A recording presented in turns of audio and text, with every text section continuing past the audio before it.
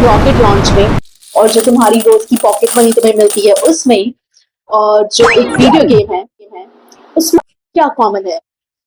क्या आप लोगों को पता है? मैं आपको बता सकती हूँ उसमें क्या है। उसमें है super powers of maths, mathematical calculations हैं।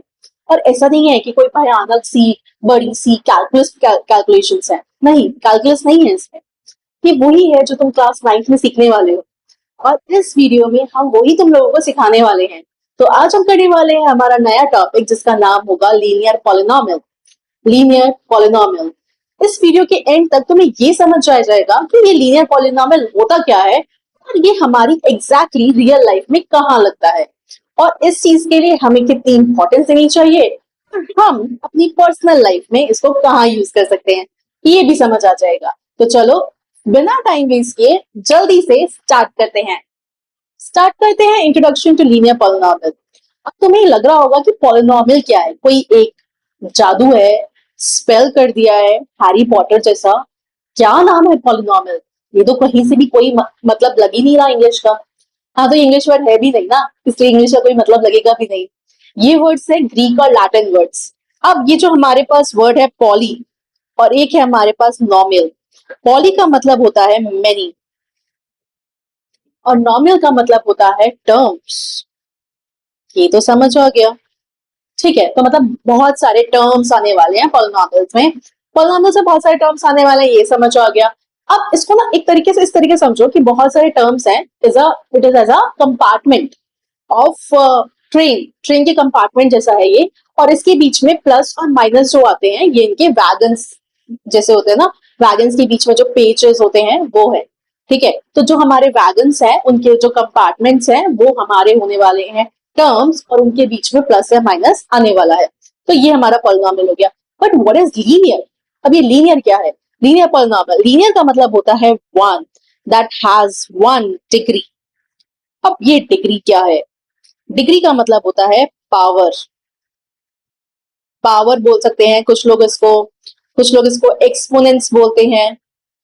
ठीक है, but highest one, degree is highest power. तो लीनियर के अकॉर्डिंग हम ये बोल सकते हैं कि डिग्री हमारी जो होती है लीनियर में वो होती है वन। तो चलो देखते हैं एक्चुअल में बुक में पॉलिनोमियल की डेफिनेशन लिखी क्या है। So this is this, what are polynomial? Algebraic expression है, तो ये जो हमारे टर्म्स हैं इन्हें हम एल्जेब्रिक एक्सप्रेशन बोलते हैं, जिसके साथ प्लस या माइनस आता है। इन्वॉल्विंग वन वेरिएबल, इसके अंदर एक ही वेरिएबल होगा, and its power are univariate polynomial, मतलब कि इसके अंदर एक यूनिवेरिएट पॉलिनोमियल भी बोल सकते हैं क्योंकि इसके अंदर सिर्फ एक ही वेरिएबल होगा। ठीक है, या फिर हम इसे पॉलिनोमियल बोल सकते हैं। तो क्योंकि हम लीनियर पॉलिनोमियल बात कर रहे हैं वही वन वेरिएबल की, तो इसलिए ये पॉलिनोमियल हो गया लीनियर पॉलिनोमियल या यूनिवेरिएट पॉलिनोमियल। इसका अगर मैं एग्जांपल दूं तो जैसे ए एक्स, हम बोल सकते हैं ए एक्स प्लस बी, ये जो है हमारा इसका एग्जाम्पल हो जाएगा, क्योंकि इसकी जो पावर है वो तो वन है, राइट? तो ये एग्जाम्पल हो जाएगा यूनिवेरिएट या पॉलिनोमियल का। क्लियर है? चलो लेट्स गो फर्दर। ओके, अब हमें इस क्वेश्चन में, ये हमें क्वेश्चन दिया है और हमें बोला है you have to find the degrees of the following polynomial. ये जो पॉलिनोमियल है इनकी तुम्हें डिग्री दिखानी है। गुड, हम बता सकते हैं डिग्री। अभी हमने पता कि डिग्री होता है हाईएस्ट पावर, हम उसको आराम से बता सकते हैं। तो चलो देखते हैं क्या है डिग्री। तो सबसे पहले वाले की जो डिग्री होगी, डिग्री का मतलब क्या है? Highest power. तो that is going to be two, क्योंकि इसकी डिग्री जो है वो टू है, इसकी डिग्री जो है वो वन है, राइट? तो हाईएस्ट पावर इस पूरे अलजेब्रिक एक्सप्रेशन का क्या होगा? That is going to be two. अब इस वाले का क्या होगा? इसकी डिग्री होगी हमारे पास थ्री। ठीक है, क्योंकि हाईएस्ट पावर जो है वो है थ्री, राइट? अब देखो इसमें तो कुछ भी नहीं है, राइट? इसमें तो कुछ भी नहीं है, कोई भी वेरिएबल नहीं है। इसकी डिग्री क्या होगी? डिग्री कोई कांस्टेंट टर्म की नहीं हो सकती है, इस चीज को ध्यान रखना। डिग्री जो होगी वो किसी वेरिएबल की ही होगी, तो डिग्री जो होगी वो हमारी इसी पर ही फिक्स रहेगी। तो डिग्री जो हमारी इसकी आएगी वो आएगी डिग्री एज जीरो। ओके, क्योंकि यहाँ पर कोई वेरिएबल नहीं है, तो जब कोई वेरिएबल नहीं है तो अगर किसी मान लो कोई वेरिएबल होता और उसकी डिग्री अगर जीरो होती तो हम उसको ऑब्वियसली 1 लिख देते हैं, राइट? तो that will be a constant term. तो अगर कोई कांस्टेंट टर्म आएगा तो उसकी डिग्री हमेशा हमेशा, ठीक है, वो हमेशा 1 ही रहेगी, सॉरी 0 ही रहेगी, क्योंकि वो 0 होने के बाद जो आंसर होगा वो 1 हो जाएगा, राइट? चलो नेक्स्ट देखते हैं। और तो इस वाले की डिग्री तुम मुझे बताओगे कमेंट करके कि इसकी डिग्री क्या है। ओके, तो कमेंट बॉक्स में तुम्हें मुझे बताना है कि क्वेश्चन नंबर 1 के 4th पार्ट की डिग्री है क्या, राइट? चलो आगे चलते हैं। नेक्स्ट हमें अब बात करें कोफिशिएंट्स की। कोफिशिएंट क्या होता है? कोफिशिएंट देखो, दो तरह के कोफिशिएंट्स होते हैं, एक होता है न्यूमरल कोफिशिएंट और एक बोला जाता है सिर्फ कोफिशिएंट। कोफिशिएंट का मतलब क्या होता है? मैं तुम्हें एक एग्जांपल देके समझाती हूँ, फिर हम क्वेश्चन पे जाएंगे। जैसे मान लो कि मेरे पास 2xyz है और मुझे इसमें पूछा जाएगा what is the coefficient of y, ठीक है? अब मुझे से पूछा गया कि y का कोफिशिएंट बता दो, तो y का कोफिशिएंट जो हो जाएगा वो 2x और z आ जाएगा जब हमने नॉर्मल कोफिशिएंट बोला। बट अगर मुझसे उसने पूछा होता न्यूमरल कोफिशिएंट ऑफ y, तो वो सिर्फ और सिर्फ 2 होता। न्यूमरल का मतलब होता है नंबर, ओके? तो नंबर कोफिशिएंट तो सिर्फ और सिर्फ 2 ही है, राइट? चलो अब इसके अंदर हमें क्वेश्चन देखते हैं। क्वेश्चन में क्या करना है? What is the coefficient of x square and x cube of the polynomial? तो x स्क्वायर और x क्यूब का कोफिशिएंट क्या होगा? तो हम सबसे पहले बताते हैं x स्क्वायर का पॉलिनोमियल का कोफिशिएंट क्या होगा, दैट इज +6। हाँ, साइन मैटर करेंगे, तो साइन हमें दिखना पड़ेगा क्योंकि साइन उस नंबर के साथ ही जाते हैं, तो इसलिए वो उसका कोफिशिएंट रहेगा। और यहाँ पर x क्यूब का जो हो जाएगा वो होगा -3। तो this is the coefficient of x cube and x square, okay? चलो let's go with the next one. इस वाले में हमें बताना है कोफिशिएंट ऑफ z। अब z तो है ही नहीं कहीं, राइट? z दिख रहा है कहीं पे? नहीं है, तो दैट मींस इसका कोफिशिएंट 0 होगा। जब हमारे पास वो टर्म ही नहीं है तो दैट मींस वो 0 से मल्टीप्लाई हो रहा होगा और इसलिए उसका कोफिशिएंट 0 हो जाएगा। तो ये ट्रिकी किया है, तुम्हें ट्रिक किया है क्वेश्चन में, तो ये इस चीज से फंसना नहीं, ओके? तो z का कोफिशिएंट जो हो जाएगा वो हो जाएगा 0, राइट? क्योंकि हम ये इमेजिन करते हैं कि एक इक्वेशन ऐसे होगी 4z³ plus 5z² minus 0z या +0z माइनस 11, इस तरह से इक्वेशन होगी जिसकी वजह से z का जो कोफिशिएंट होगा वो होगा 0, okay? Next, what is the constant term of the polynomial? Constant term मैंने तुम्हें बताया था, कांस्टेंट टर्म वो होता है जिसमें कोई भी वेरिएबल नहीं होता है। तो कांस्टेंट टर्म इसमें क्या होगा? कांस्टेंट टर्म इसमें होगा -10, क्योंकि उसके साथ कोई भी वेरिएबल नहीं है। तो कांस्टेंट टर्म जो है वो होने वाला है -10, क्योंकि there is no variable. Constant term का मतलब ही है कि there will be no variable, okay? चलो next. Okay, next we are going to talk about it. What is linear equation? हम लोग बात तो कर रहे हैं लीनियर पॉलिनोमियल की, अब उसके साथ लीनियर इक्वेशन भी आएगा क्योंकि हमने लीनियर अलजेब्रिक एक्सप्रेशन की बात करी है, तो इसमें इक्वेशन के बिना कैसे हो सकता है?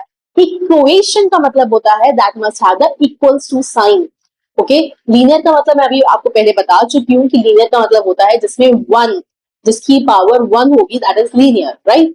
और इक्वेशन का मतलब होगा जिस अलजेब्रिक एक्सप्रेशन में इक्वल्स टू का साइन आ जाएगा with power 1, that is linear equation. So when we equate a linear polynomial in one variable to a constant, we get a linear equation. अगर मैं इसकी एक एग्जाम्पल बोलूं तो 2x plus 5 that is equals to 3, तो ये एक तरह का इसका एग्जाम्पल हो गया क्योंकि यहाँ पे इक्वल्स टू भी साइन आ गया। We have a linear polynomial, हमारे पास linear polynomial भी है, ठीक है, जिसके पास सिर्फ और सिर्फ एक ही डिग्री है और इससे हम ये बोल सकते हैं कि ये इसका एग्जाम्पल हो गया। क्लियर? चलो okay, let's solve with some of the word problems into it, जिसमें लीनियर इक्वेशन का बात होगा। इसमें बोला है इस क्वेश्चन में the sum of two number is 64। दो नंबर है जिनका सम 64 है। One of the number is 10 more than the other, दूसरा एक नंबर दूसरे नंबर से 10 ज्यादा है। फाइंड द टू नंबर्स, ठीक है? तो हम बोल सकते हैं let the one number be x, हमने वन नंबर x ले लिया, तो अदर नंबर जो हो जाएगा वो हमारा हो जाएगा x प्लस 10, क्योंकि एक नंबर दूसरे नंबर से 10 ज्यादा है। और अकॉर्डिंग टू क्वेश्चन हम ये बोल सकते हैं कि दोनों का सम जो है वो 64 है, तो हम ये बोल सकते हैं x plus 10 that is equals to 64। तो अगर हम इसे सॉल्व करेंगे तो ये हमारा आ गया two x is equals to 54, x is equals to 47, sorry 27. 2 2s are 4 and 2 7s are 40, 27, right? तो जो दो नंबर्स कौन से हुए? तो one number is your 27 and other number is 27 plus 10 that is equals to 37, right? तो ये हमारे दो नंबर हो गए। अगर हम इन दोनों को प्लस करके रीचेक करना चाहते हैं तो हमारा आंसर वही आएगा, दैट इज 64। ओके, चलो लेट्स गो विद दिस। ये सारे के सारे क्वेश्चंस जो हैं गणिता मंत्री के हैं। हम अभी गणिता मंत्री सॉल्व करें साथ साथ, क्योंकि तुम्हारे स्कूल में अब गणिता मंत्री शुरू हो चुकी है एंड होपफुली एग्जाम में भी उसी के टाइप की क्वेश्चंस आएंगे, इसलिए हम उसमें उसी से सॉल्व कर रहे हैं। ओके, तो पहले एक बार ये बेसिक हो जाए, then I will give you a hard worksheet as well. Okay, so the present age of Salal's mother is 3 times the Salal's present age. So let the Salal's present age be x. जैसा बोलता जाए वैसा वैसा करते जाओ। तो Salal's present age be x. तो Salal's mother's age क्या हो जाएगी? 3 times, तो 3x. After 5 years, their ages will be add up to 70 years. तो after 5 years उनकी एज देख लेते हैं। After 5 years, so Salal's age will be, sorry, x plus 5, और Salal mother's age will be 3x plus 5. तो इन्होंने बोला उनकी their ages will add up to 70 years, मतलब अब उनकी जगह एज होगी तो दोनों का प्लस करके 70 years आएगा। तो हम इसको आगे करके देख लेते हैं।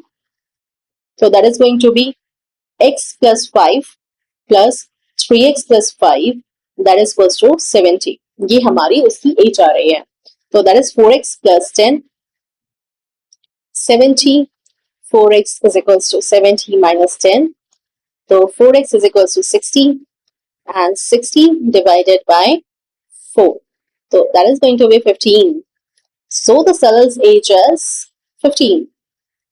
Salal's age is 15 years, or Salal's mother's age is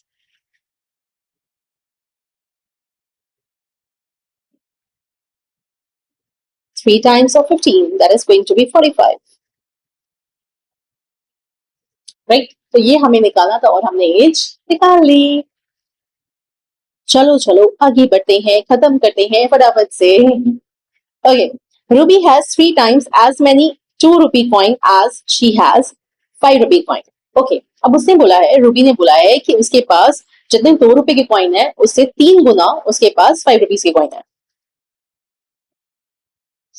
ठीक है, जितने उसके पास 5 रुपीज के कॉइन है उसके 3 गुना उसके पास 2 रुपए के कॉइन है। If she has a total rupees of 88, how many coin does she have? ठीक है, उसके पास टोटल पैसे 88 है। ठीक है, तो हम मान लेते हैं 3 times as many as 2 Ruby has 3 times as many 2 rupee coin as she has 5 rupee coin. So let the 5 rupee coin be x.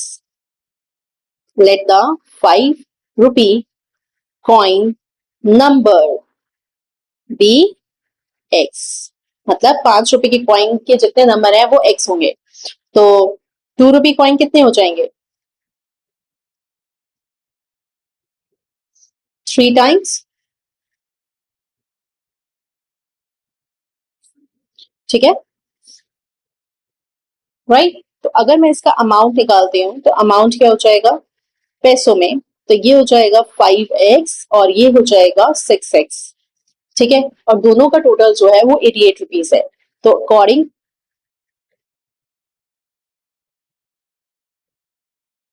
According to question हम ये बोल सकते हैं कि दोनों का जो होगा 5x जो अमाउंट है plus 6x that is equals to 88, क्योंकि टोटल रुपीज उसके पास कितने थे? 88 थे। तो ये हो गया 11x that is equals to 88, x की वैल्यू आ गई 88 divide by 11 that is equals to 8। तो उसने पूछा था कि कितने कॉइन्स उसके पास होंगे हर एक टाइप के, तो हम बोल सकते हैं 5 रुपी कॉइन, हम ये बोल सकते हैं कि 5 रुपी कॉइन जो उसके पास हुए 5 रुपी कॉइन x थे और दैट इज इक्वल्स टू 8। तो 5 रुपी कॉइन उसके पास 8 हुए और 2 रुपी कॉइन उसके पास 3 टाइम्स थे, तो 3x थे। तो 3 रुपी कॉइन उसके पास हुए 3 into 8 that is equals to 24। तो 8 कॉइन्स जो है वो 5 रुपीज के हैं और 24 कॉइन्स जो है हमारे पास 2 रुपीज के। इस तरह से क्वेश्चन होगा। क्लियर है? इसको रीचेक कर सकते हो कि इन दोनों का जो अमाउंट निकलेगा टोटल करके वो 88 आ रहा है या नहीं आ रहा है। अगर आ रहा है तो आंसर सही है, और नहीं आ रहा है तो दोबारा चेक करो कि क्या गड़बड़ की है। ओके, ये एग्जाम के लिए बता रही हूँ कि एग्जाम में अगर ऐसा कुछ हो तो इसलिए। चलो नेक्स्ट पे चलते हैं।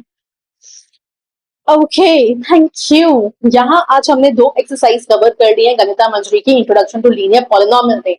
अब जल्दी ही मैं इसको कवर अप कर लूंगी क्योंकि हम नेक्स्ट में करने वाले हैं ग्राफ का पार्ट करेंगे और साथ के साथ हम आगे कर लेंगे कुछ चीजें और कवर, जिससे तुम्हारा ये चैप्टर जल्दी कवर हो जाए, क्योंकि हमें जो मेन चैप्टर पे स्विच करना है वो आगे कुछ चैप्टर्स है जो काफी इंपॉर्टेंट है और काफी अलग भी है।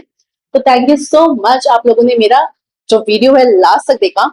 अभी पॉलिनोमियल में और ही बहुत कुछ आना रह रहा है, तो स्टे ट्यून्ड, ठीक है, जिससे कि तुम लोग पॉलिनोमियल को बहुत अच्छे से समझ पाओ। और मैं गणिता मंजरी के ही क्वेश्चंस करा रही हूँ, जिससे तुम्हें नई बुक के क्वेश्चंस आसानी से कवर हो जाए। और फिर हम लोग एक क्लास लेंगे जिसमें हम करेंगे सारे इंपॉर्टेंट क्वेश्चंस, जिसमें आएंगे सारे तरह के क्वेश्चंस जो हमने प्रीवियस ईयर्स में भी थे और जो नए इंट्रोड्यूस हुए हैं वो भी। तो तब तक के लिए stay healthy and don't forget to like, share और सब्सक्राइब। और अगर थोड़ा भी वीडियो हेल्पफुल लगा है ना तो अपने दोस्तों को भेज दो और बोलो पढ़ ले इससे, मतलब तो कुछ भला हो जाएगा। ठीक है, तो तब तक के लिए, जब तक हमारी नई वीडियो नहीं आ रही है तब तक के लिए कहीं मत जाना, यही रहना और स्टे ट्यून्ड रहना। जैसी नई वीडियो आए तुरंत से लाइक, शेयर और सब्सक्राइब कर देना। ओके, तब तक के लिए बाय बाय।